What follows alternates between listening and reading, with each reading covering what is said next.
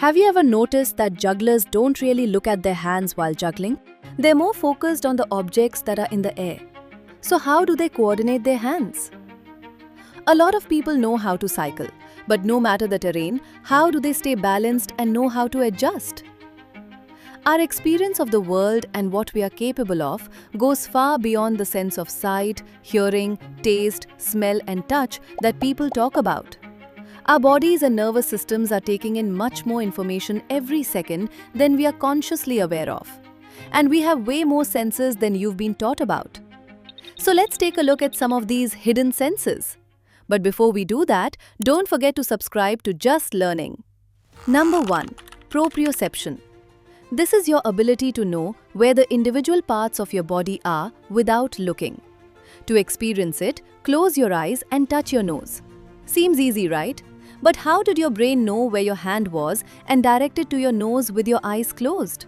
Inside your muscles, joints and tendons are specialized sensory receptors that constantly send information about your body's position to the brain. That's why you can walk without staring at your feet or type on your phone without looking at every finger. Athletes, dancers, gymnasts, and all of us in our daily lives rely heavily on this sense. Without proprioception, even simple movements can become difficult and confusing. Number 2. Equilibrioception. This refers to your sense of balance and spatial orientation, and it relies on information from your eyes, your sense of proprioception, and the vestibular system in your inner ear. To understand how the vestibular system works, try this simple activity. Spin around quickly for about 20 seconds, then stop. You'll feel like the room is still spinning. But why does that happen? Inside your inner ear are tiny canals that are filled with fluid.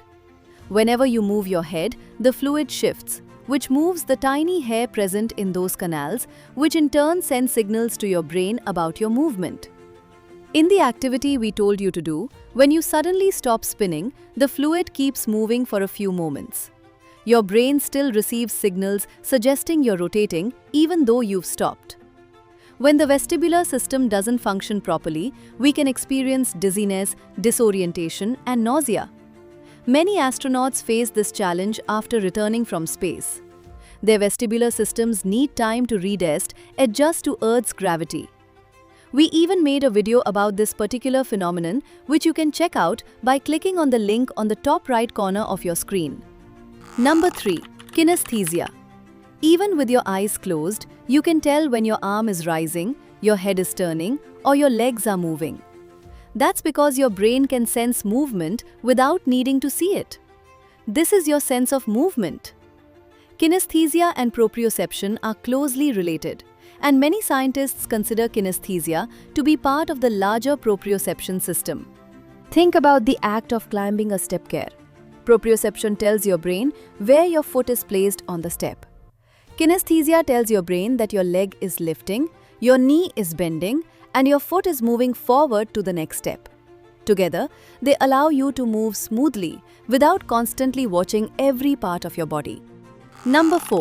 Thermoception. This seems very obvious, but we also have a sense that tells us how hot or cold something is.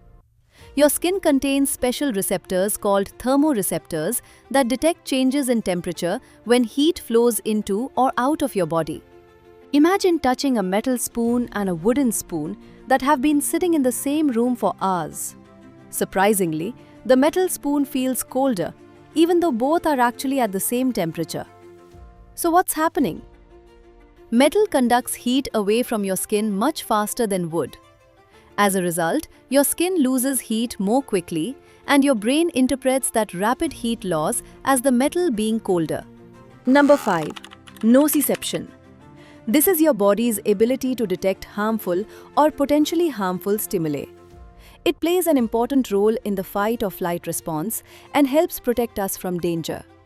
Your body has specialized nerve endings that respond to damaging stimuli like burns, cuts, extreme pressure, or tissue injury, and send signals to your brain that something may be wrong.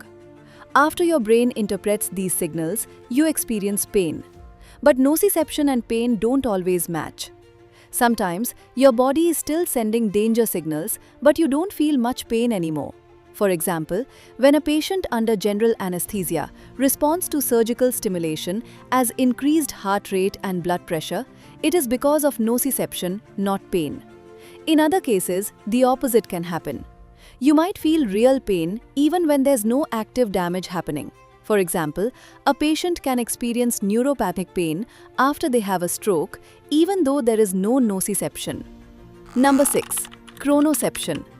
This is how your brain experiences the passing of time. Unlike vision or hearing, chronoception isn't controlled by a single organ.